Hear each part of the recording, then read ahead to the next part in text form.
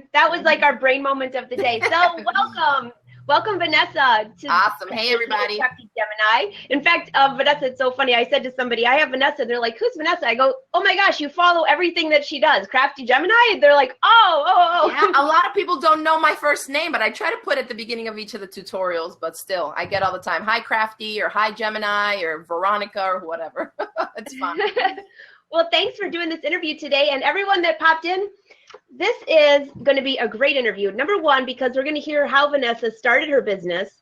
And you have a lot of history, which is really interesting to me. I met Vanessa for the first time on It's So Easy. And that was probably maybe 4 or 5 years ago. Yeah, I think like four years ago or so. Yeah, and I absolutely adore you.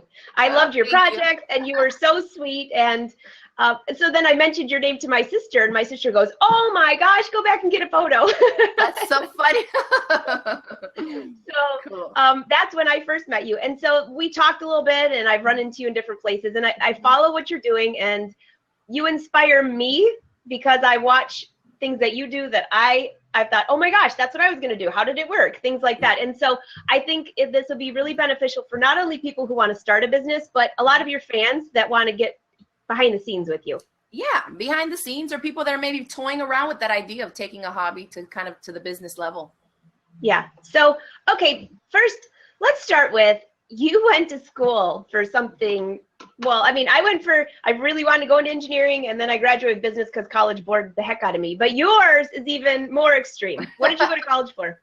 Actually, my college degree, my bachelor's, is in anthropology. I love language and culture and people and things like that. And then, of course, you can't do much with that. So I knew I had to go to graduate school. And really, it was like, should I get an MBA or should I get a law degree? Obviously, I didn't know really what I wanted to do, but I thought, one of these graduate degrees will give me some kind of leverage or time even to figure out what I want to do. So I figured, law school sounds like it has a little more pull. Let's go to law school and see what we figure out or what it'll help me achieve. So I went to law school and I graduated. It does. That is, my sister is an attorney, and I have to tell you, she went to law school, and I watched those books that she'd haul around. More blessings to you. I know. And this is the craziest part because I hate reading. You do? I love math. I'm a math girl through and through. My mom was a drafter. My dad was an engineer. And that's why I'm a maker, I think, till this day, whether it's in woodworking or cutting up fabric or cooking. I just like to make. And I have a really engineering type of mind for sure. The reading, unless it's an instructional manual, I'm over it. I am high-fiving you because math, I absolutely love math. And in college, when they ran out of math classes, I remember calling home to my parents crying because they were out of math classes. And they're like, what is wrong with you? I go, but there's nothing else to learn on math. We use it my husband's like, I don't use algebra every day. I'm like, yes, you do. I like math to me is just like, how can you not? Look at these numbers, calculate this. Because it's this kind of concreteness in the answers, right? They might give you a problem. There's 20 different ways to find the answer, but there's only one right answer. And so in law school, it's the complete opposite. It's all the gray area. Every answer is like, well, it depends. If this, then that, or if this, then that. And that's too much gray area and too much variety for me. I like, this is right, this is wrong, done, And so I like that with math. If you cut 2 pieces of fabric and one is off, they're not going to match up.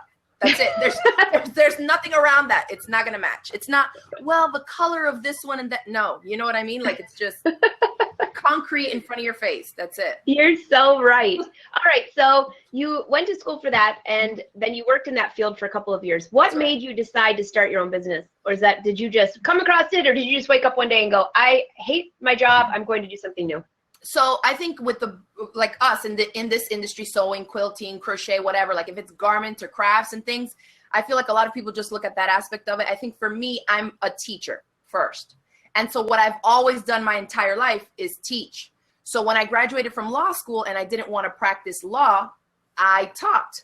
And I was a law professor at a community college locally here in their paralegal program. So the business college, they have their paralegal classes and a track. And so they have to teach, they need a professor to teach legal classes. And so I taught there, which was funny because I was the youngest one sometimes in the room. So I'd sit down on the front row and just chill like I'm a student, you know, and everybody's like, does anybody know this professor? Does anybody know who she is? You know, and I would stand up and then start handing out the syllabus, and everybody would be like, is this like a TA, like an assist? Like, what is this? And I'm like, hi, I'm the professor, all 26 years old of me, you know. It was hilarious, but it was a good time. And I just love teaching. So taking that to the next level, obviously, is teaching, which I love, and then teaching something I love, right? So even though I was not that into the law, it's a lot of boring stuff for me and paperwork. I like more the interaction with people and teaching people functional, practical, and like life skills to make stuff. Right. And that's the part of it that I love. And so what happened was, when I was pregnant with my son, I wasn't working. So to help my husband out, you know, when I was making all the things for my son's nursery, I'd post pictures on my personal Facebook page, and we were in our mid-20s. So then, you know, all my friends are having babies in the mid-20s. And so people would place orders like, oh my gosh, I saw the diaper bag you made. Can I order one for my friend or my cousin, whatever? And so I thought, you know, to help my husband out a little bit, let's bring some extra cash in the house. I started making some projects, commissioned projects and stuff. And so I did that for a little bit. But as a designer, which you probably can relate to this, Angela, I'm not trying to make the same thing twice. Yes. I was just like, oh my gosh, if I have to make 20 more cloth diapers, I'm going to scream. Like, I have to make it for my kids already. I couldn't. It's the monotony of that. I'm not into that. I like a challenge. I like trying to figure something out. You kind of tackle the project, success. You're like, yes, I did it. Move on to the next one. And so what my husband suggested was, well, instead of making it, why don't you teach people how to make it? And I'm like, you're a genius. So I started teaching at the same local college. You know how the colleges have community education classes and stuff. And so I started teaching beginner sewing, beginning quilting. Well, then little by little, it was like, they wanted me to teach the exact same class over and over again, whether it was at a different shop. We did some private, like small group classes in my house, and it was like the same class over and over again. And I was having like Groundhog Day. Oh, listen, my son is the oldest. So I was having a boy, and I was teaching these pillowcase dressmaking classes. And I'm like, if I have to teach one more pillowcase dress, I'm going to scream. So my husband says, okay, calm down, because he has to calm me down. You know, I'm like, ah. And so he says, instead of teaching it in person, why don't we videotape you doing the project and then post it? That way you only ever have to make the project one time. I'm like, you're a genius. Which is brilliant. That's brilliant. Brilliant. So I even go back and watch some of my old tutorials, because I'm like, I don't remember what I did. That was 8 years ago. So it's archived in video format. What better way than to snapshot that moment in time visually, and not just in pictures, in live time of video. I mean, it's amazing. And so that's how we started uploading videos to YouTube and posting them. And then people from all over the world started writing in like, oh, I love the way you teach. Your videos are great. Can you do a video on this? Can you do a video on that? And I'm like, there's people watching them. We only posted them on YouTube because it was the current free platform at the time. I didn't watch videos on YouTube. I just knew of it, that I could put a video up there. So it was really a way for me when my friends reached out and said, hey, can you do this? I'd be like, no, but you can learn how to do it yourself. Here's the link. So you know, it's interesting. I was just talking to someone about YouTube, and someone had asked me, did you learn how to sew on YouTube? YouTube wasn't even there when I started. I was the one hauling all the books to sewing. When I graduated from college, I was like, oh, thank heavens, I can start sewing. And I mean, I sewed anyways, but I bought every fitting book and sewing. And so, I mean, I learned from people, but they were in a book. Exactly. There was no YouTube. Yeah, no, YouTube, of course. You actually, didn't you win a contest on YouTube? I did in 2011. Yeah, that was a pretty crazy year. It was crazy. It kind of like set the path for our entire life. So in 2011, so what happened was I had some videos that I had been posting to YouTube, and I didn't know you could monetize it. We're not thinking any type of business yet. This is just for fun. My son would be napping, and I'd tell my husband, grab the little point and shoot camera, let's film a tutorial. And if I think back to this seriously, I have to laugh, because all we had, I mean, we didn't have much money. We had our, your regular family camera that you have point and shoot. And the memory card on it was like 256 megabytes. Oh my gosh. Okay. So for those of you here that do not know anything about cameras, that's like hi, nothing. And the memory card is full. That's it. Literally 7 seconds of video. Like, it's nothing. And so I would film a clip, of course, because it wasn't in high definition, it was on the little camera.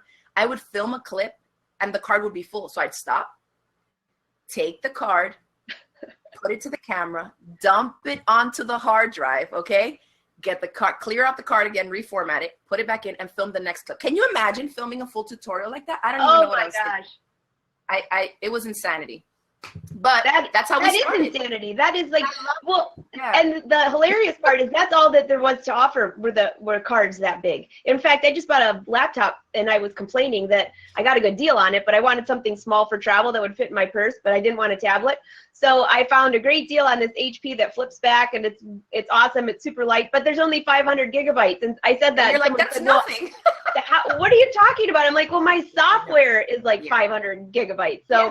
What you're talking about is like a 2-second video. And then, so, I mean, that's pretty difficult. Listen, it was ridiculous to the point where my husband was the camera guy. We didn't have a tripod or nothing. It was kind of like, okay, follow me. So as I point, film. But then I would edit the video. So what happens? When I would get the footage and I put it together to edit it, I would see like half my fingers pointing at something. And then I would see my husband's toes. Yeah. And that's when I was like, you're fired. So I'm dead serious. I bought a $3 tripod on eBay, this tall, and it had like adjustable, the bottom part of it was made up of the little joints, at $2.99. And I screwed the point and shoot camera to the top of it. And I literally would tuck the tripod into my sports bra and tilt it forward. That's all. I mean, I couldn't afford like a $180 tripod. I'm like, we just had a baby and he was the only one working. So oh my gosh, but wait a minute. That is the best thing ever. I was just trying to tape something the other day, and I'm like literally over the camera and you want the camera right where you're at. That's right there, girl. Sports bra, slip it in, turn the camera forward, and that way, because as a teacher, I like to show the point of view of the maker, so that if you're watching it on your computer, on your tablet, on your phone, you can literally have it side by side. Stop it. If you see that I grab my left hand and fold fabric, that's exactly what you're going to do versus looking at me from the front in reverse. Because when you're dealing with angles and directional and right and left and wrong and right side, forget about it. If you're a beginner, you're completely turned off from the beginning. You want to see it from the point of view of the maker. And so that's all I could do. And I remember thinking, somebody's going to post a comment and ask me, like, where in the world is the camera? Because both your hands are in the shot. So I would like tighten my muscles, hold that thing right there, and like literally like try not to jiggle, like move too much and be like, okay, so we're gonna hem this side. I think I see a new business. Girl, can you imagine like a GoPro that straps onto you? The GoPro bra. So yeah, I love that. You just resourceful, and that's part of being an entrepreneur. I think you have to be flexible and resourceful. Absolutely, make do with what you have. Yeah. Okay, before I go on further with some other questions for you, because you have a awesome history here, I want to answer one of these questions that has the most votes, all right? Sure, bring it on. This one comes from Eddie. Let's see. What is the most important thing you need to know before you start a business from your home? The most important, I would say, for me, one of those things like from the beginning that I definitely had to make sure of, and I think that's what kind of gave me the push to push forward and go forward with this as a business, is making sure that you have a supportive partner or spouse or whatever. I think that having that person that's closest to you, if they're not on board, that will definitely affect you, your workload, your business, and everything. Because if you're not working together, forget about it. It's going to be way too much stress-wise, time management-wise. It just becomes too much. So for me, I would say the most important thing is make sure that if you want to do this as a business, whoever you're with, whoever's your partner, your spouse, or the closest person to you that helps you in your daily life, make sure that they are on board, and not just like a yeah. Because, some people do that, like your hobby, yeah, go for it. But they're not really hardcore believing in you. I would say to make sure that you have some type of a support system in place that is definitely on board, because it's not easy. I wouldn't say it's difficult, but it's hard work. So you have to, there's so many factors going on into play that any one of them is quick to be like, you know what, I'm done with this. So if you don't have a good support system in place, I think it's easier for you to fail and to not push forward through the tough times. That's a great answer. And what I've noticed, a lot of people I've talked to, their spouses, a lot of them work together with their spouses. A lot of them don't as well. It's whatever works for you. But their spouse is supportive, because if they're not, as you know, all of a sudden you have a deadline and you're trying to finish a video, and it doesn't matter if it's for another company that you're doing it for, or your group, or a club. The people that are paying to be part of your whatever it is, they expect it to be there. So if it's 10 o'clock at night and you're thinking, oh my gosh, I have to edit this video, and you have somebody who's not supportive and they're like, you work too much, or, you know, I've heard all kinds of stories. That's not the positive energy you need. It's not. And when you first start out, and we've both been in business quite a few years, there is no such thing as an 8-to-5 job. It doesn't exist. No. And when you're creative like we are, you're always coming up with new stuff. So even if your actual work, squirrel. Yep. But I mean, I love it. That's what you feed off of. Yeah. You also need to turn it off. But the spouse thing, or whoever you live with, or even parents, if you're young. Yeah. My grandparents were very supportive of me. And my parents, they pushed me, not push me too hard, but they would, you know, that's a big thing. Yeah. So that was a great answer. And so I'm going to, if there was like 5 people that voted on that. If you guys want more info on that, just let us know. So, and if any of you, as I'm doing this, if you want to join us live on screen, just let me know. I'll click on you and we'll see if you can bring them up here. I see Timothy wrote, how do you know what to start up with? That's kind of a broad question there, Timothy, because what I would say, start up with, I mean, this is a good question though. Like a lot of people struggle when they're trying or deciding, I think, to go off on their own. It's kind of like, do I do what I love to do, or do I do what the people want? You know, like I think there's a market for this, but it may not be like your true passion. So for me, here in our household, my husband definitely pushes on the passion side of things. Like, do you want to do it? Then say no. You know what I mean? Like, if you don't want to do it, don't do it. And so I think I would start off with, if you have an idea or you think you kind of have this kind of entrepreneurial drive, to start off with something that you absolutely love to do. And it sounds kind of cliche and stuff, but the point of that is that if you love to do it, this 9-to-5 that we talked about that doesn't exist, you're not going to feel like it's a job. Like when I wake up in the morning, I'm thinking, what new project can I make? What can I work on? What can I try new? So I know that this is what I love to do, because when I'm not working, I'm working. Does that make sense? Right. And my husband, I did one of these online questionnaires the other day where you ask your spouse the questions. And one of the questions was like, what do I do when I'm not working? And he looks at me, he's like, work. I'm like, it's true. He's really good about like, okay, that's it. We're not having a meeting at 11 o'clock at night in bed. Like, no, there is no business meeting. I'm going to sleep. Right. And so I think to have that balance is good. But I would definitely start off with what you're most passionate about, that if you had to work 16, 18-hour days, that you would be fine doing that for free. I would start there. Well, and even no matter what the business is, when I started in custom apparel, I mean, nobody's going to finish the dress except for me. So if you're up at 2 in the morning sewing beads on, cussing yourself out because you took a lunch break, and then that would have been an extra hour that you would have had, you know, it's only your own fault for that, but you're the only one that can finish it. Yeah. So if you don't love what you're doing, it's not good. You're right. So I think that's a good advice there. Okay, so speaking of your husband, I love this, and this was in our little teaser yesterday because I did not know this. Your husband had a job with benefits, and I just got my last health insurance bill, and it's crazy, but he left all of this. Tell me about this. So my husband was an academic advisor at a community college, now state college. And so it's a state job with benefits. I mean, like the things that your parents are like, get a good job with all the benefits, you know? And so he quit his job 2.5 years ago.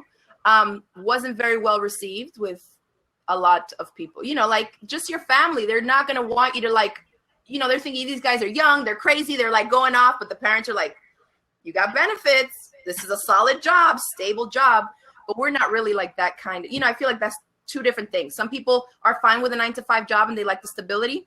I like living a little more on the edge and having my own freedom. You know, I'll work 100-hour weeks and then I'm going to take a month vacation. You know what I mean? Like you can't do that when you work a 9-to-5. So yeah. So I'm pretty pretty sure if you went to your 9-to-5 job and said, you know what, I worked over the last month, I'm going to take 2 weeks off. They don't even pay you. They don't even pay you. A lot of companies, they don't have overtime. They don't have this. And, I just know. I rather put in the work that I want to get the results that I want to see. And that way I can put in the amount of work that I want. If we got this expense coming up, I need a new IC, got to grind it out a little bit harder this month, make the money, come back. And then that way, if I'm like, okay, I'm kind of a little bit comfortable right here, let me take a week off or something. Like I'm more in control, and I like that part of it. And that's just my character. I've always been like that. All my jobs since I was 14 have always been commission-based jobs, which my friends would be like, no way, I don't want to have to work to make my money. I do, because I always excel at it. Like I'm always like, give me another challenge. Watch me beat that bonus, it's what drives me. The monotony of just like that kind of stuff, that's not for me. So he quit his job 2.5 years ago, and now he's on board. So he works with me, and he handles all the event planning, business inquiries, a bunch of stuff, all the shipping stuff when we do kits and things like that. And he's really like the more business-minded, level-headed guy. Me, I'm like, I have another great idea. And he's just like, calm down. That's a good balance, though. And then you have somebody good to sound your ideas off on, because if you don't, there's so many, I think that's the part of our creative business. And I'm going to see what you think about this. I know that there's some days, because I love doing garments mostly, but I love dyeing fabrics. I love doing bags. I love your bags, by the way. And then home deck. Everything. So it's like, okay, what am I going to blog about today? There's so many ideas, and then all of a sudden you do nothing because there's so many ideas. Do you ever have those creative ruts? Oh, absolutely. If you look at my blog right now, I'm telling my husband, I'm like, I haven't blogged since September of last year. Okay. Oh, I feel better. Yeah. And he's like, you know why? And I'm like, why? And he literally just told me this the other day. He's like, because you want to blog big. Like I feel like I have to give you a course in every blog that I post. And he's like, just blog. I definitely have tons of stuff going on, projects, new fabrics, new this and that I have content to blog. I have tons of content, but I always feel like I have to go over and beyond and do like this essay or like give people value or something. And he's just like, you're killing yourself. And that's why you don't end up blogging at all, because then you don't have the time to do those really elaborate, take time to do a full thing. And you need to just blog little. So that's my goal this summer, to get back and blog little. But that is so interesting, because I actually feel the exact same way. So I know exactly what you mean, because when Instagram came around, I thought, oh, I love Instagram, because I will be in the middle of a project. You're doing stuff all day long, and you have tons of content. Yep. I always say that's where all my behind the scenes are. There's not a lot of communication, but the photos, it's so, I love scrolling Instagram. And I tell everybody the same thing. If you don't follow me on Instagram, that's where you're getting the sneak peeks. That's where you're getting behind the scenes, quick things that you don't have time to say, okay, let me do a whole video update for what? For a 30-second clip? Catch it on Instagram. It's just easier, quicker, and it's more organic too, because you're doing it as you go throughout the day. Absolutely. Pamela says she loves you and loves how you teach. Oh, awesome. Thank you. Beth says perfectionism is the enemy of the good. Oh, isn't that a true statement? You know what's so funny is that I am a perfectionist naturally. So that's actually how I got into quilting. Because yes. So I took a beginner sewing class. So the way I kind of started sewing was my mom came to this country in the 60s as a teenager. And she worked in the garment district in New York City. Working on industrial machines, they got paid by the piece. And so as a teenager, she would go, she had good eyesight, so she would thread all the ladies' machines in the morning, and she would sew super fast so she could make more money and crank out more dresses, right? And so she would oftentimes sew her finger under the machine. Oh. Yeah. Industrial machine, it's not stopping for your nail or your bone. You know what I mean? Oh. Like it's going. So she would like pass out, come to, blah, blah, blah, and keep doing, wrap it up and keep going, And so she was traumatized that would happen to us. And I'm one of 4 girls. So I remember being 7, 8 years old and asking her, hey, can you teach me how to sew? And she's like, nope, because you're going to sew your finger. You know what I mean? And so we only had an industrial sewing machine in my house. So I remember when she would leave or she'd be taking a shower, I'd turn it on and I would just floor the foot pedal like, and it was so fast. I was like, oh my gosh, this thing is amazing. But every year or two, I would ask her and she'd say, no. And so I never learned how to sew. And I was super crafty. I did all kinds of stuff. So I know she knew that I would take to it, but she just didn't want me to sew my finger. So That's interesting. in my second year of law school, I was looking for a creative outlet. And I told her, look, I'm 22. I can keep my finger away from the machine, from the needle. Seriously, I was like, yeah. Yeah, I'm like, I can do this, okay? So she got me 1966. I think it was one of those Singer Touch and Sew, like the old school, one of the first zigzag kind of models. And she bought it for $10 at a yard sale. And she taught me how to thread it. And then I just started sewing straight. And I'm like, okay, what do I do now? And she's like, stitch 1,000 straight lines. There's nothing more important than sewing straight. And I'm like, no, I don't have time for this. I'm like, I'm ready to make a project. So I took some old jeans that didn't fit from my closet and I just started cutting them. And it was all trial and error. It was like, I sewed two things together and then like, oh, maybe that seam shouldn't be on the outside. Let's try that again. You know, like, and so then that's how I did. And I just started doing that.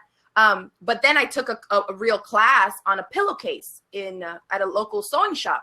And one of the ladies there tells me, you know, you're really a perfectionist. You should look into quilting. And so this, a lot of people find interesting because I was 22 and I had never heard the word quilt before in my life. Ever? I'm from the Caribbean. We don't need quilts. I grew up in Miami, Florida with no air conditioning. We don't need quilts. And you know what I mean? Like my family's not American in the sense of that traditional Americana kind of quilts passed down. We don't have that. Right. We're like from super hot islands. So I was like, what is a quilt? So she shows me some quilts and she's pointing at them and she's just like, you know, you cut the fabric into little pieces and then you sew them back together, but they have to be like cut perfectly. And I was like, ooh, this sounds good. And I remember taking my first 9-patch quilt block class and we had to go home. Like after she taught us the basics, we went home and made 16 blocks and I made 25. Oh my gosh. And I show up and I'm like, Miss Valerie, help me pick out the most perfectest matching point ones, you know, like super overachiever perfectionist. And I got into it because it fed the perfectionist in me. But over the past 10 or so years of teaching, I'm the furthest from that now in my projects because I was so hard on myself. Instead of enjoying the process of making a quilt or a garment, it was more like I wanted it to be super perfect.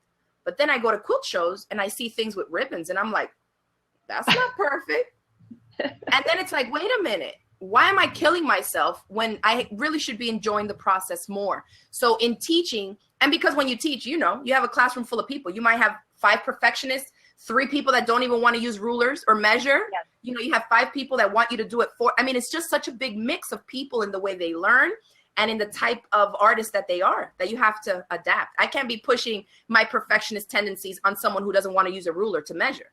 I mean, but you know what you just said there is so important. And I think it's important for anybody that, regardless if they're just learning how to sew or if they've been sewing for years, exactly what you said. When you teach a class, which that would mean that when we're all here in a group, you are going to have some people. Sometimes when I'm cutting kits, I might cut kits for 300 people. Well, that line is probably not perfectly straight because by the time the rotary cutter gets down to layer 20, that one might not be perfect. But I've watched some people have to have that perfect. And some people don't care at all. Yeah. I mean, so it's like such an extreme. And what I think the best thing that you just said was enjoy the process. If you can't enjoy the process, it's not worth it. Yeah. Because I am a very major perfectionist as well at certain things. Exactly. Isn't a perfectionist like all or nothing? Yeah. Well, like you figure out like this doesn't have to be perfect at the cutting stage, but when I finish the quilt, you can look at every point and it's going to be perfect. I've done it long enough that I know where I can, you know, cut corners, right? Literally, right? Or not. And the same thing, like if you're taking in a pair of pants or something, I can just pin it. I know how to sew it. And someone's like, well, I have to write every single thing down. Just make it work for yourself and enjoy the experience. That's a big thing. Yeah. So now that you have been teaching for quite a while, you have something, a couple new things that you're talking about. Before I get into those, though, I'm going to answer. We got one more question here with a lot of votes on this one. Awesome. So this one's a biggie. Okay, you ready? Yeah. How have you used social media to build your business, and what has been the most effective? And I'm going to invite Cynthia on here with us, if I can, and see if she wants to join us. Maybe. There we go. I'm going to invite her on here to ask you. So she probably will pop in on here. But social media now it's been around for a long time, and we've watched it change. It went from MySpace to, I think I still have a MySpace account that I never used. I mean, and there's been some that have just been I'm not a big one for Snapchat. I mean, I get it. The younger people love it, but I'm not going to go to the effort of having something disappear in 24 hours. And I'm on there and I have fun with it, but that I don't use it for business, although I know many people do. What is your favorite platform, first off? My favorite is going to have to be, YouTube, because it reaches the most people, I think. And then second to that would have to be Instagram, because now, Instagram has Instagram stories. So they took that from Snapchat. So now I don't have to log into Snapchat too. I really have not posted anything in Snapchat in months, because now I have it all. So if you snap one picture, you can snap the picture for Instagram and then do a quick video. So if I just post a picture of my new fabric collection, then if you watch the Insta stories, it'll be like, look guys, look at these different prints. And it's, a minute long video with a little bit more in-depth look into whatever that snapshot that's posted on the feed is. So I'm not good with time management. And I know people are like, you should do a webinar on your time management, how you organize. I'm not. I don't organize my life, my house, nothing. I am a mess. Okay. I'm a Gemini, my scatterbrained. That's me to the T. So my husband helps, center me, bring me back to planet Earth. And then, seriously, like time management, I literally will have like 5 deadlines, and I'm going to start not with the one that needs to be done first, with the one that I feel like doing first. And my husband's like, you're insane. I'm like, sorry, you can't force creativity. Okay. If this is the one that's calling my name because I get to use the cutest fabrics, that's the one I'm going to start with. I can't help it. I mean, that's just the way it works. So so then I have to ask you this one, because I'm exactly like that. And even when I was doing custom clothing, or no matter what I'm doing, but if I'm getting ready for a fashion show, the outfit that takes the longest for some reason ends up being done at the very end. And it's like the all-nighter project. Do you have those? And then, but actually, I think that when I have it closer to the end of the deadline, I actually do a better job. It comes out faster, because it takes me like, I told my husband one day, I said, I have this idea of a garment or something, and it'll take me 3 weeks to work it out in my head while I'm working on other projects. I'm like, until it's like, okay, it's due tomorrow. Okay, well, let me jump on that. Grind time. But it ends up being awesome. Yep. And that's how it is. I work best under pressure. I do. And it drives my husband nuts, because he's not. If he has 3 weeks to do something, he's going to do it today. So he's like, for the next 3 weeks, you don't have to think about it. I don't work that way. I'm going to put everything in front of that deadline. And the because I pick up on so many things, like, oh, I want to do this too, and I want to do this too, and I want to do this too, but I still force fit them into what I need to do. I mean, for Quilt Market, I had to make 2 quilts in 2 days from start to finish. And so I'm like, I know I can do it. Let's just hope these machines don't crash out on me and leave me halfway. You know what I'm saying? But otherwise, I mean, it's going to get done. And my thing is, I like the challenge, so that then at the end of the challenge, I can just be like, I surprised myself. I did it. Like I always know it's always going to get done, because it always does. But I like pushing myself to the next limit. Like, oh, wow, I did that. So, okay. Tying in with all of that, if we go back to like the YouTube, the Facebook, you have a pretty big Facebook following.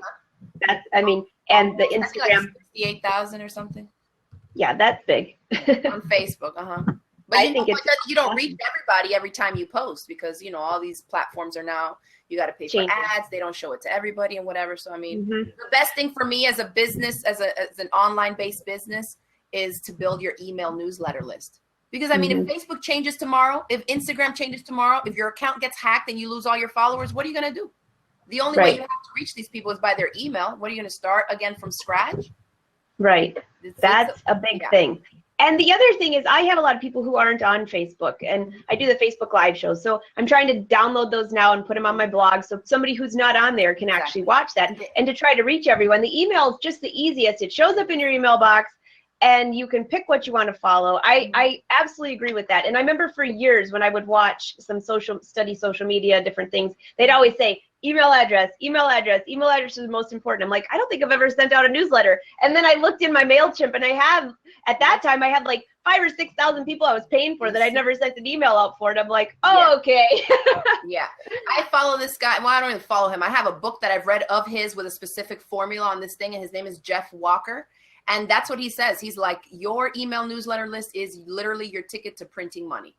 That's how you reach your customer directly, and you cut out all the middlemen of the platforms. And what, you can't put all your eggs in those baskets. I mean, you don't know what those platforms are going to do. You don't know what the laws are going to change, that all of a sudden you can't do this or you can't read, you know. The safest way is the email. Look at, for example, on Facebook, they changed their algorithm for business pages like our own, or even fan pages where it doesn't reach as far. So if people share it with their friends, it does, but they can still, I mean, I had a live show that it showed me the behind the scenes stats. One show reached 250, it was like 252,000 people within an hour. The next week was like 30,000. Okay, so what happened there? And neither one of them were paid. So it's like, whoa, I can't figure this thing out. So I just keep doing that. But would you say, out of YouTube, do you share across the same thing across all your platforms? I do. That's a good question, because they're totally different audiences. And I've learned that over the years. There's people that follow me on YouTube that are like, where are you? We haven't seen a tutorial. And they literally think that I'm not doing anything. And it's like, if you follow me on social, like on Facebook or Instagram, you'll see that I'm plenty busy and there's other stuff coming, or what, you know, whatever it is. Right. And so the same thing with Facebook. People are like, oh, Instagram, or, oh, I didn't know you had a YouTube. And it's like, how did you even come across my page if you don't know I have a YouTube? So I don't know what it is. I don't get it, but you just have to, like, it feels like you're bombarding the people with the stuff, but every time new eyeballs are getting on the content. So you have to keep sharing. Well, even I was reading, even on Twitter, they said post the same thing like every 4 hours. I thought, oh my gosh, that would be terrible. But think about it. Nobody's going to be sitting on there every 4 hours, or at least they shouldn't be. Let's say they have nothing else to do. So that is very true. Okay, so for your newsletter, how often do you send one out? Do you have it? Is it steady? Is it regular? Is it whenever? Do I look like a regular person? I'm trying. Every year I'm like, I'm trying to get on a schedule, but I feel like, again, squirrel, like something else comes. And so I'm trying to send them out at least once or twice a month. And I've sent out a couple in the last. I'm getting better at, again, not trying to do a newsletter big and just bop, this is what's going on. And so the more I kind of train my mind into, like, stop trying to write an entire book in these newsletters and feel like, oh, I don't have enough content to give these people that would make it worthy enough of sending out a newsletter. As long as I keep it shorter, I think I can make more, but usually 1 or 2 a month. Okay, that's pretty good though. I mean, I tried this year. I was like, okay, it has to be at least once a month. And the same thing, I'll have a whole list of things. But then by the time I get it, then the newsletter's so long. It's like, well, I got to cut some things out. I mean, it's like, just put. Are you sure that we're not sisters? I know. Hey, long lost, girl, long lost. Okay, so I hope that answered their question on social media, and that was really that was a great answer, because social media for me has, I mean, we wouldn't have the opportunities, many of them, without social media, without the YouTube, without online classes, things like that. Do you travel a lot still? I just went on my last trip. I'm done. I've been traveling like a maniac for the past year, and I'm like over it. I mean, we were fitting in, you know, our family trips and vacations and stuff like that in between there too, but I'm like done. So I'm trying to stay here more now and focus up. We've been cleaning out my studio, prepping the new spot, and getting everything done so that now I can literally just crank out tutorials. Because in my head, I have all these ideas, and I'm like, oh, I can make this one in a day. I can film this in a day. I can do, you know, but it's like, I need to, like, scoot the table, clean it, and actually take out the camera, the tripod, and do it. And be there. That is the big thing. And I was looking at my travel schedule for the fall. And you travel. Scary. Do you find this is what happened to me this past year, is that even for the time that you're home, say you're home for 2 weeks, you're playing catch up from the last trip, got to hit a deadline before you dare leave again, you know? So it's like, you never can catch up, even if you're home for a week or 2 or 3 weeks. Right. That is exactly. It's like, one day my husband said, do you feel like that, what do you call those little things that run on the circle? Hamster. I said, yes, I do, because that is. And when I'm traveling, I'm so tired at night, you know, to catch up on emails. I have so many patterns. I think now after last week, because I designed them on CAD software, I think I'm up to like 25 or 26 now that need directions. But like you said, you just have to be home to do that. So I'm one day, one of us is going to come up with a fabulous way to be able to travel and manage all of this. When you come up with it, let me know. But you know, on a positive, the traveling, you get to meet your fans, you get to meet sewing friends, you get to meet people. And my husband says, if I'm kind of in a rut, he'll say, you need to go on another trip and go teach. And I'm like, am I being crabby? I won't say the word because we don't watch this, but am I being, not so friendly? He's like, no, but when you go to those events, you come back with like a high, because it's like a natural high of meeting people that love doing what you do. They love to sew. They love to create. They, you feed off of each other for creativity. And it also reaffirms what you're doing when you're sitting at home doing all your videos like you're talking about, and you don't see anybody for a while. You see them online, but it's still not the same as in person. Absolutely. I tell people this all the time. And as an extrovert, I love being with people in real life. I'm like, it's a human. When I'm filming tutorials, it's me and a camera. That's it. My husband got fired years ago, like I told y'all earlier. So it's me and a tripod and the camera. And I'm like, hey, talking to myself, So when you leave and you see, like you said, you see the comments, you see the numbers of people writing back. But they're just like numbers. It's just text on a screen. You don't know that they're like the human behind it. So when you meet these people, I'm like, oh my gosh, this random lady in Maine watches my videos. So awesome. Right. And so again, feeding off the people. And like you said, you're in your safe space. Like everybody knows what's going on. You speak the same language. I feel like a lot of us, whether you sew, quilt, or crochet, you have some type of hobby. And less people around us in our inner circles are even interested in that. They're just like, oh yeah, that's cool, whatever. Mm-hmm. So when you go to these events, whether it be a retreat or a show or a class, you show your stuff and people are like, oh my gosh, that's amazing. So you're, boosting the confidence and the enthusiasm to continue with your craft in a room full of people that do the same thing. Plus the other thing, and this was kind of weird for me at first when It's So Easy took off, but then you have also the celebrity status of being in the sewing industry. And I remember going to the show in Novi, Michigan, and I had a booth and my mom said, oh my gosh, you have to go hide. I said, well, I have to go to the bathroom. So you kind of like, we were just talking about this, you kind of put your head down, go in the bathroom. And I thought, which is awesome, but you don't realize that people will recognize you. And to me, I'm just me, I remember this dad said he wanted a photo with his daughter. And I was like, what? And I was so caught off guard. I felt terrible. The little girl was sad that I wasn't so happy to get a photo. And I realized, okay, if I've been given this gift and now this is the person I am, it's a job. And you really, you be that person. And it's hard to be, I'm a very humble person, but at the same time, you have to be there for people when that's what you're here for. So when you travel, you have a lot of people that recognize you, that want to see you. The bathroom is always the funny one. We were talking about that, but I remember getting home one day and I was like, I'm so glad I'm not Jennifer Aniston. And my husband's like, why? I tell my husband that all the time. I'm like, how do real famous people deal with it? How do real famous people do it? Can you imagine? You couldn't even go to the store. And it's crazy because it's happened to me before, like at a grocery store. My kids were little toddlers and I'm like on a mission moving and the lady's just standing there like, and I'm like, hello. And you don't remember like that you're this online. You're just like a mom on a mission, like move. Yeah. So she's staring at me. She's like, and I'm like, excuse me, like, can you move? Like she's blocking the aisle and she's just stopped, frozen. And she's like, I recognize your kids. Are you the Crafty Gemini? And literally right there, I went from like, move lady to like, hi, yes. You have to put it on, but like even I forget. Like I would never have thought like she's staring at me because I'm the Crafty Gemini. I'm just like, lady, you're blocking the way. Move. Yeah, I have like about 2.5 minutes before these kids have a meltdown. Okay, I have to grab these things. So like you never know. I mean, you never know where. I mean, it's happened to me at the gym. I was telling you earlier, doing lunges, sweating, looking a mess. I was like, are you the Crafty Gemini? You taught me how to put in a zipper. And you're like, hi. As I sit here, barely standing up, trying to get off my knees with these dumbbells. It's whatever. Just smile and it's like, yep, that's me. Claim it. It's, it's kind of, I consider it a blessing. It is. It's fun.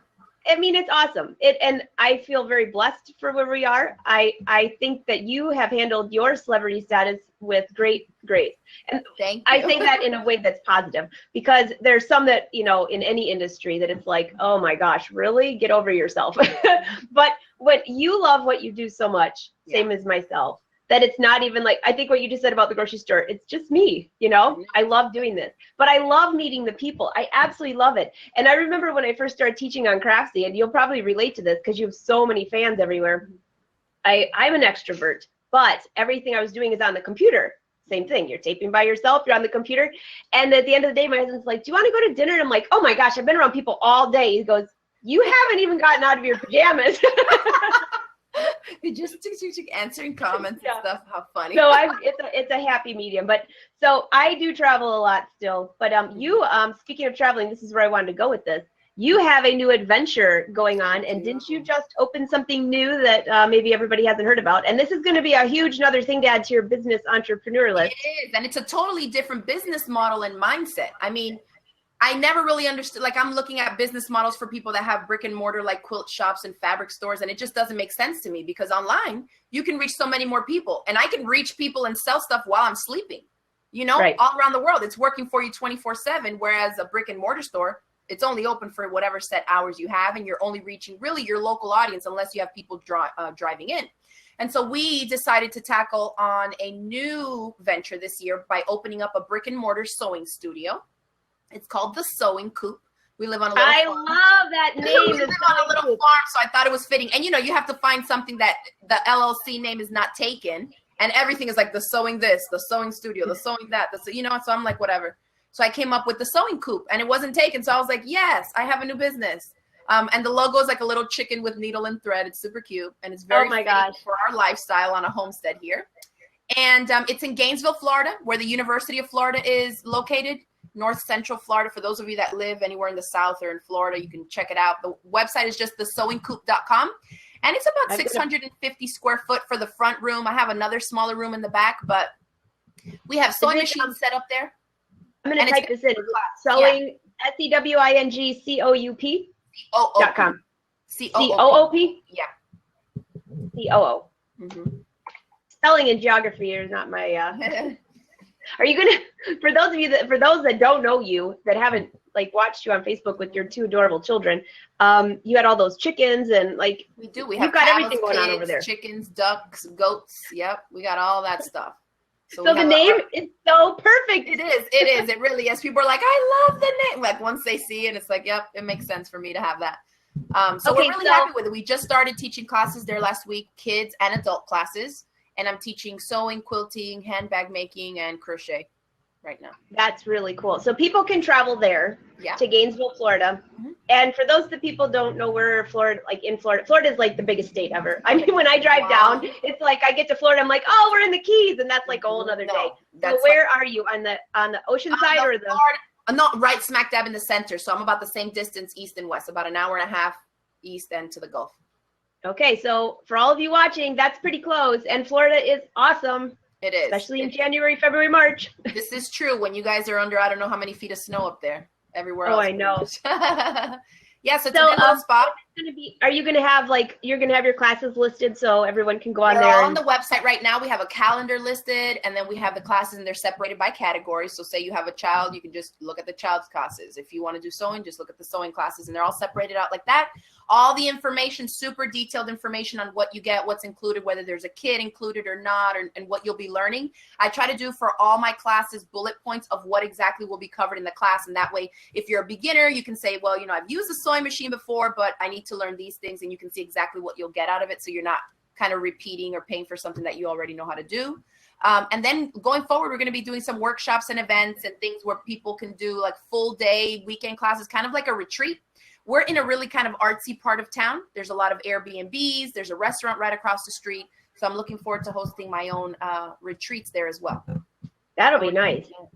Okay, so then this next question is going to really relate to you then, because now you're going to have that going, plus everything else you have going. You're going to be home for a while. So 4 people voted on this one. How do you juggle? This would be a fun one. How do you juggle the business and home life, which we talked a little bit about, but they want to know what your typical day looks like. What are the daily routines between homeschool, farm, business? We never got an after look see at the hubby's new workspace. Somebody must have watched. Oh, they're talking about my husband's. Yeah, so we had bought the same workshop building that I have here, 12 foot by 28 feet is my studio where I film my tutorials and do my work. We bought the exact same size workshop, and it's next door. So it's no way. Work studio. Yeah, because he handles all the inventory and shipping and computer stuff, you know, business inquiries, contracts, agreements, and stuff like that. He handles that too.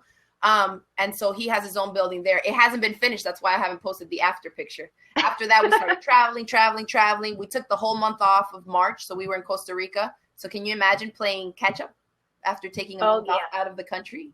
Yeah, that was interesting, but it was worth it. It was fun. But once we get it done and finished, I'll post a picture too of people of his workspace. But right now it's like boxes of fabric. I just did a pre-sale on my first fabric collection. I think I saw him pulling the dolly over there. So he got 77 bolts of fabric in that I need to cut tonight. So my gosh, now in his studio, and they'll be here for me. He'll be bringing them here, I guess, to mine a little later. Well, I don't want to forget because I want to talk about this fabric. But before I go into that, so what happens when you get up in the morning? You've got two beautiful children. Okay, so there's no regular day.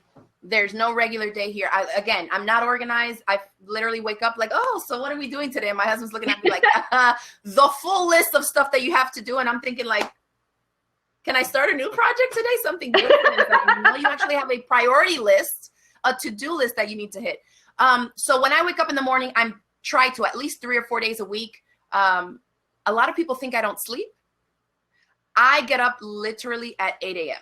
I'm not even kidding. I wake up at 8. I go, now that the kids are in camp, I make them their breakfast, and either I take them or my husband does if I can get out of the house early enough so that I can hit the gym too.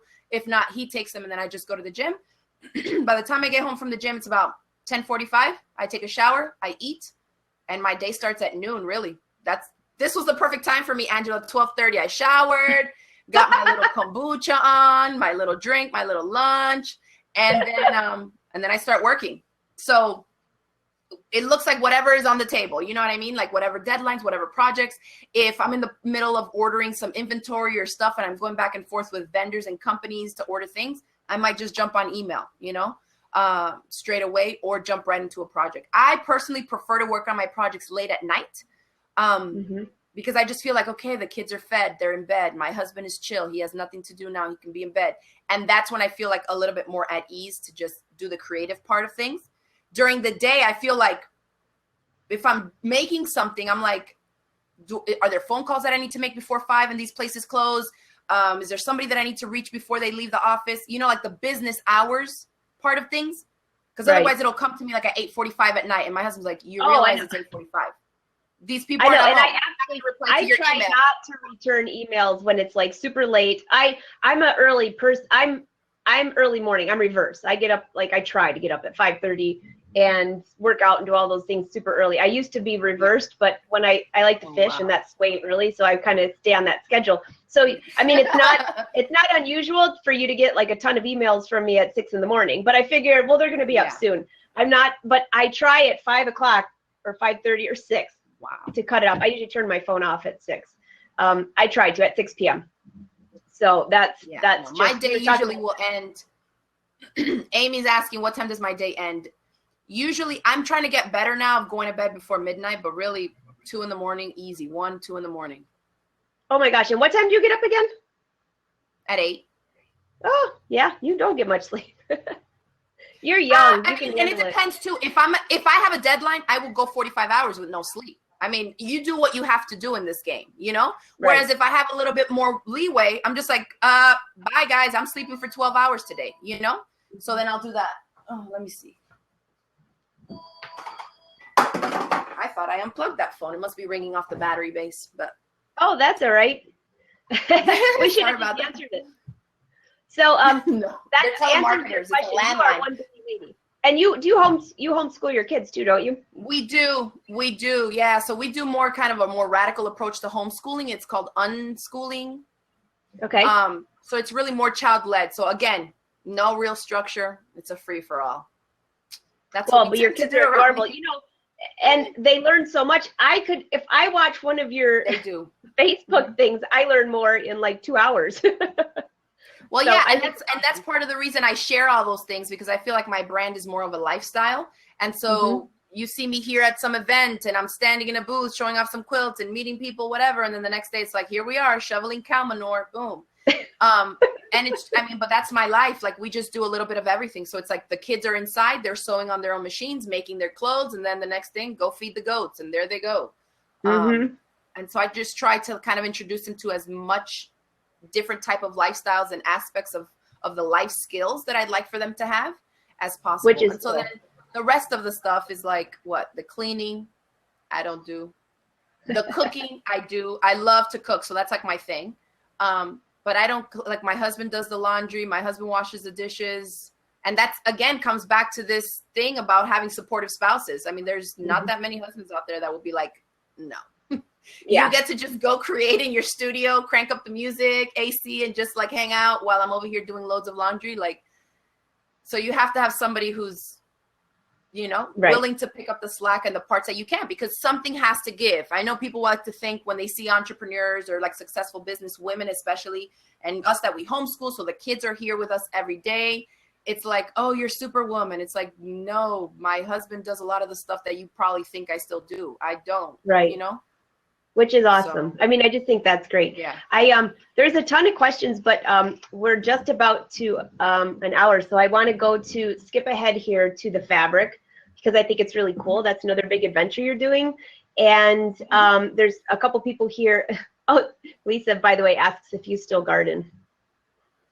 I do. Actually, in Florida right now, there's no gardening post because for us, there's really not much that you can grow this time of year right now as it starts to get hotter. So like in August, we'll start seeds inside and put them out. Fall and winter, believe it or not, is like my favorite time to garden here in Florida.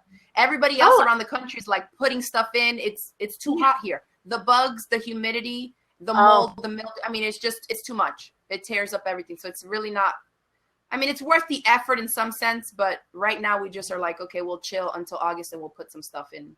Not so much. So yeah. Okay, so Lisa, that answers your question. All right, so the fabric. You have your own designs now. Yeah. And I love the way you did this. I chatted with you a little bit yesterday, and I want everyone to hear it because I didn't share the whole thing in the preview. You and I both are very specific about our brand. You are your brand. I'm my brand. And there's not much that's going to get by that I'm going to put my stamp of approval on unless it's something that it's my taste, it's me. And that's how you are. And that's what I got from you yesterday. So tell me about the fabric, who you decide to go with and why. So I went with Timeless Treasures Fabrics. They've been around forever. And I remember being on a call with a couple of the execs of the company and asking them like, well, why do you want to work with me? Like, why are you calling me, you know? And she was like, well, we want to print what you want to put out into the market. Okay. And so that is why I decided to go with them, because a lot of companies, especially nowadays with a lot of fabric shops, like quilt shops closing down, it's getting harder and harder to reach these target audiences, to get people to buy stuff, to get the numbers that these companies need. Right. And so I've had companies tell me flat out, we know you're not an artist, you don't draw, so we'll do all the artwork for you and you just put your name on it. You know, like if that's some kind of an incentive for me to be like, okay, I'll get royalties on something that I didn't even have a part in. Like, that's not going to happen. Right. And so I went with Timeless Treasures. So they have an in-house art department. Again, because I don't draw, I'm not an illustrator. In this new collection called Kinfolk, I actually hand carved a stamp freehand, and then I stamped it and gave it to them to turn into one of the prints. So it's one of my favorite ones. The rest of the prints, it's really a collaborative effort between their in-house art department and the vision that I have. You create all kinds of boards and vision boards and like sketches, or I have another artist that I hire out that I have her do exactly what I want, and then I bring that to them. And so you kind of go back and forth, and it's like a really collaborative effort. I'll pick stuff out and I'll say, okay, I need this smaller. I need this more put together. I need this to be in a border. I need this, that, and the other, because I know kind of what I want. I just don't draw. Right. So it's cool even people like that can still, get work in different ways. And they work, because they have that in-house art department, they work different ways. So some people will submit photography, pictures that they take out in nature, and they'll turn that into prints. Some people send in canvases that they painted, like they can turn anything into fabric. So it's really an amazing process. So to make a deal with them, how many, okay, we'll just use bolts as a term, because usually bolts are anywhere between 8 and 15 yards. I don't know what it is for cotton, but what do they, for them to make an agreement with you, what are they expecting? How many bolts are they expecting to sell? Like 500, 5? So I don't even know. I don't even know the bolt numbers. The point for me is more of designing projects around the fabrics so that I can push the fabric. For me personally, like from a business perspective, fabric designers don't make much money, like literally nothing. Okay. So for me, the reason I chose to do fabric design is because in all my projects, excuse me, I have to work with fabric. So why not work with my own fabric and sell my own fabric?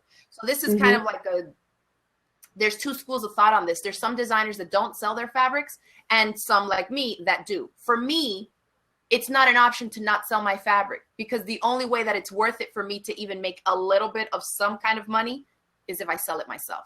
Do you know what I mean? Like if you're just the designer, the royalties you're getting are nothing. The fabric company, the manufacturers, the quilt shop, and the sales rep that sells it, they're all making way more money than you. I heard that, and I was doing a little research on that a while ago, because I wanted to come up with a line of knits for my tops, and I did research, and I thought no. So instead, pennies, literally pennies, like no. Yeah, that's what I heard. So that is true. Yeah.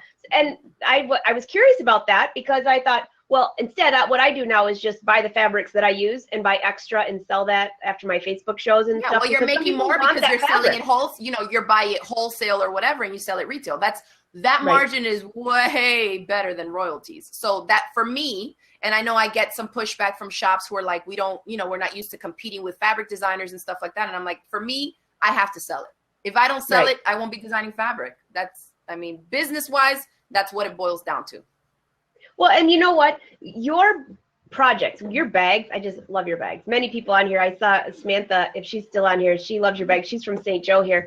And your projects are perfect. So if you're designing a fabric to go specifically with your project, somebody's going to get exactly what you're working on. And they love that. I even had somebody, even to the extremes of, wanted one of my knit tops with the fabric. It's a kit. They love that. They want what you're working on. Not everybody is like that, but now, as you mentioned, a lot of fabric shops are going out. They're going under. Where are they going to get the things? So I think it's a benefit for people like you to come up with your own fabric and sell it, because you have such a huge platform.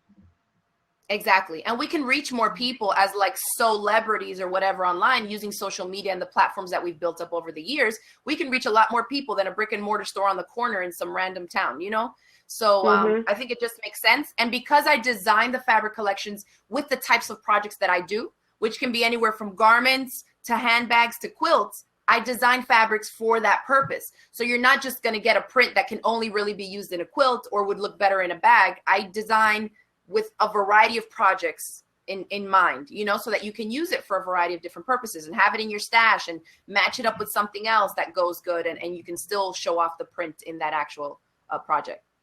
Well, that's awesome. Congratulations on the fabric. I think that's great.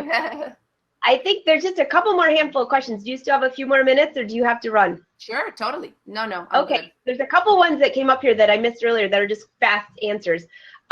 They want to know if we manage our websites, or do we get someone to make them for us? So did you build your own website, or did you hire someone? Girl, in 2009, I was over there with C++ and I don't know what, it was a nightmare. So I've gone through everything. I've gone from like my sister, who has a PhD in online security systems and her own servers, taught me, like she started me the .com. And then she taught me like the basics. So I just, from there, had to teach myself like, okay, now I want to add a picture for this class. How am I going to do this? So back in the day of like 2008, 2009, I did do it, and it was really simple. Then I worked up to Blogspot, like the Blogger free platform, and you could still put in all the pages. You can have your e-commerce thing linked to your shop. And so I kind of worked my way up. And now I have, I use SpunMonkey. Sarah from spunmonkey.com, amazing. And the thing with her is that she's also a crafter. She sews and she quilts. Oh, so that's she knows exactly what people like us would need for what kind of interactivity and stuff, and how you want the things to look, and display the imagery, the photography for the different projects and patterns or whatever it is. So she's great. So she's the one that did the most recent site for me. Your website's great. I didn't start mine quite as early as you did. I don't even think I had a computer until a while ago. And then I got hooked onto video editing because we'd fish, and I would edit all of our fishing videos. So that for me was like, I was hooked, But I built all my own as well. The perfectionism thing, it's like, I want to just put, I'm like, just get it up. I'll change it as it goes. Exactly. Otherwise, you could spend 6 months just tweaking and this and that and this and that. And it's just like, you know what? No. Yeah. Yeah. I love doing it. I think I've done mine and my husband's, our fishing one. It's a little bit of work to manage, but it's still another creative. I'm such a computer geek. I think you are too, actually. Okay, so someone asked, how do I start a home-based business? Sheila asked this. We'll try to make it a short answer, though, because this is kind of a broad question as well. How do I start a home business where people order fabric? Who do I contact first? Manufacturer. So for the home business, in order for you to be an actual business and make some type of a profit there, you need to order the fabrics wholesale. So most shops and businesses like that will contact a distributor like Checker, Brewer, United Notions, E.E. Schenck. These are like the big distributors in the fabric and quilting industry, at least. And so you contact them to see about opening an account with them. Once you have an account with a distributor, then you can choose of all the supplies and stuff, fabrics, notions, everything that they sell. Then you can order basically a one-stop shop. You can order everything from there. Otherwise, you'd be looking at reaching out to the different fabric manufacturers individually and having to meet whatever their minimums are, which are often higher than the distributors. But you'd have to order either from a distributor or direct from the manufacturer to get started with, so that you can build in the profit there for when you resell it to a consumer. And that's a great question. The other thing is, if you know you're going to sell a lot of yardage, I mean, you can go straight to the mills, but then you're talking 300 yard minimum. I usually go to the manufacturers, but I still have to buy 100 yards. So it just really depends how much you want to have to, what you're going to purchase. So the first thing you're going to need to do for your business is to have a business, a checking account for your business, an LLC. Is yours set up with an LLC? Separate, of course. Yeah, LLC as well. LLC just protects you for those of you that are starting a business. It's a little bit expensive, but you can do it yourself online. I mean, or get an attorney, whichever way, but make sure that it's done right. And then you can get your sales license, and then you can order from anyone. Then you'll qualify because you need those things to start that. So good luck on your fabric business. All right. So let's see. There was one more down here, and then we're going to let Vanessa go because she has a ton of work to do. Someone asked down here. Radiance Dream says, I'm designing some fabrics these days, but would like to take it further than custom printing. Do you print your own fabric lines? And how have you got the fabrics into vendor lines? Sorry, I'm reading that as. So I don't do it like custom artists, like how people use spoon flour, which is probably what she's talking about using. I work directly through a fabric manufacturer who has their own mills and does everything direct. So I don't have anything to do with the actual ordering of how much yardage and things like that. I'm hired on as a licensed designer who licensed my, the artwork for the fabrics through this company.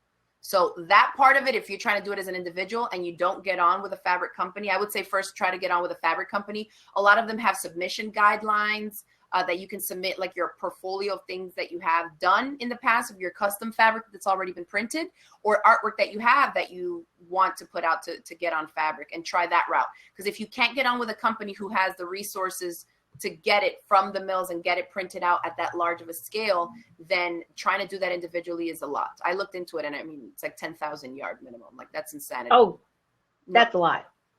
That's a lot of fabric. That I think you could coat. Yeah. My husband always likes to say, do you know, if you lined all that up, how far that would go around? Okay, and then there's one more on here that I think that is worth answering, because this is a big one for people who are in business. Sure. Record keeping.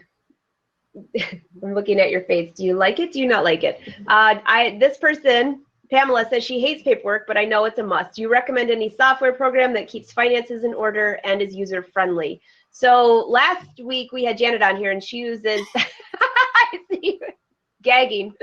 Janet uses QuickBooks, and I use QuickBooks, but I use it just for invoicing. I don't get in, and my accountant says to me many times, I'll teach it to you in 10 minutes, but I just don't ever have the time to do that because that's so boring. It's not user-friendly to me. Janet probably has been using it for years. I feel like when you first look at that, you're like, what? No.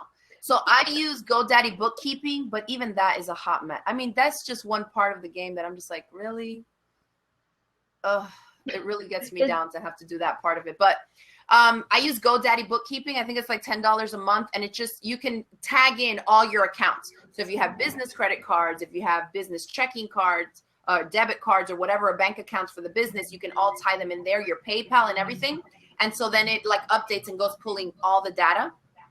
And so you can set reports, you can classify things that you need put all together in one specific category or not. And so that's what I found for the last several years. That's been okay, but I know I need to do Well, I feel like we're always struggling with this though, because I feel like I've talked to other business owners and entrepreneurs, and this is always a question that comes up is like, oh, what do you like better than QuickBooks? Or people are testing this one, and like this one has some functionality that they like, but this one, they like this from this one. So I feel like it still hasn't been created one that has like the best functionality and report pulling that you can do with QuickBooks. I agree. It's not friendly to me. I'm just looking at the screen like, what? I don't get it. Probably because I don't like to do it either, that I'm not jumping into it. I mean, because if it was like a design software, I'd be like, ooh, let me get the manual, you know? But I mean, bookkeeping, seriously, I'm like. You're so right. You know, I started, I try to keep everything on 2 different American Express cards because you can hit download everything. It's already into a report. So I try to keep all my expenses on that, and then I can just download it. And my bank account always has everything split up. So it's more work because it's not all out of one spot, but it works for me. I still hate it, but it works. Yeah. So I think that answered her question. If anything, just be sure to use separate bank accounts from personal accounts. And have, if you're using a credit card, say to buy inventory or something, just have one for the business. Because worst comes to worst, I mean, you'll be able to pull reports from these individually. And that way, you know that none of the funds are being intermingled. So it'll be easier for you to do that, even if, you know, it comes down to the end of the year, like it often does. Oh, I know. That's a big one. So, okay, here's one more thing on the tax thing then, because this is different for me because my office is away from my house, but your office is technically not in your house. So how do you do that? I don't know. My CPA and them handle that. They handle all that because you have an ideal situation because you have a separate space. Yeah. Mm-hmm. But it's still so I know a lot of people that work out of their house will say, I work out of a bedroom, I want to write it off. And I always say, if it's a small bedroom, don't even bother because you're making red flags all over the map. And if it's just one bedroom, there aren't enough write-offs for that. It's not like you're paying rent. To show that like you're only using that space for that, you know, so inside the house is a little bit tougher. You know? Yeah. So I love your space. I can't wait to see your husband. Firm. Yes. I think that if there's one thing, when I always talk about time management, what to give up, what not to give up, a CPA or an accountant or somebody do your taxes would be the first on my list. Forget everything else if you're going to have to hire one person because they will find things that maybe you're missing and obviously it's not our favorite thing. So why bother? Well, Vanessa, you have one more thing here. What do you have? You have something coming up, some retreats coming up? I do. I host several retreats, actually. So this year we have 3. We had one in May, which was a garment sewing retreat, and we learned how to fit ourselves to make a perfect T-shirt. That was for Mother's Day weekend. The next one coming up is actually with Sarah Lawson from So Sweetness, and I see she's on here. I don't know if she's still on here yet, but she's coming to Florida. And she's going to be teaching a couple of her bag patterns. And then I'll be teaching another simple project as well. And that's in August. And then I have one more that's a gift giving Veterans Day weekend in November. And it's kind of like come finish up all your holiday gift giving projects before you get home back for the holidays and have to have them done. So it's like a 4-day weekend of just sewing. Hey, Sarah. Awesome. She says she's excited for the retreat. All my retreaters are super excited too. So those are really fun. And then now that I have that brick and mortar space, I'm looking forward to hosting some retreats where obviously they won't be staying on site, but there's a lot of hotels and things around. So people would be responsible, you know, for their lodging. And then we'd spend all day in my new studio doing the classes or making whatever projects are scheduled. Which is very cool. Well, Vanessa, I can't thank you enough for spending well over an hour with us. The people on here have been so excited for your answers, and you are an inspiration to all of us. I love your projects, and I'm going to keep in touch. I do anyways, but I'm thank you for coming on here to share everything that you're doing because I just think it's regardless if a lot of these people on here are going into business or if they just sew, whatever. The things that you share are little tips here and there. So if you have one piece of advice for the last thing for the day, besides thank you so much for being here, would you give advice to anyone that wants to start their own business? Do you have anything that would be Yeah, I would say 2 things. One, if you're still trying to figure out where you want to go, what I have found that really works well is if you go back to your childhood and find the things that you were naturally good at and the things that you love. Usually at the intersection of those 2 is where you'll really find what you're passionate about and what you're willing to put in the hours that you need to turn it into a business. So for me, I always love teaching. I love talking to people as an extrovert. And the things that I was naturally good at was speaking. I was always the narrator for all my school plays since first grade. I had my own sports and entertainment show in high school. I did television broadcasting. I had my own show. I was executive producer of the morning news. And so like tying those things, you know, with what I love to do and fun for me, sewing and crafting and making things. That's just how because it's like, how did you figure this out? I don't know. I just focus on the things that I'm naturally good at and the things that I love to do. And so that's where I found my true passion that I would take on to turn into a business. And actually, like literally, I tell people, I'm like, I make a living just living my life. Like you can't get any better than that. That's the goal, right? We all want to be able to make money doing something that's just fun for us. So that's what I would say. One is to start there.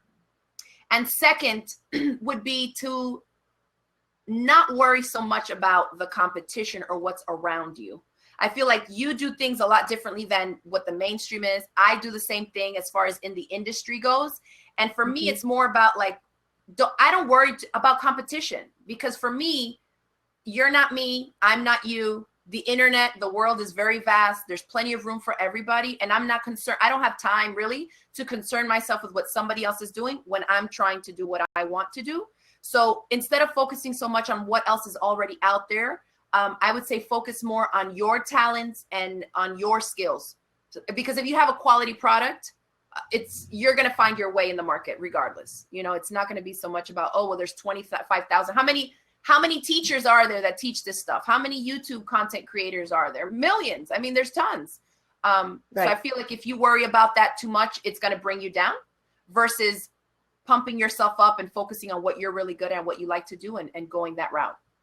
That is such good advice. That is awesome. That is the best advice, because, you know, social media has a tendency to, you know, you're scrolling through and you're watching what people are doing. You're like, oh gosh, I should have done that. Or I can't do that because so-and-so's doing it. You are so right though, because it's not you or it's not me.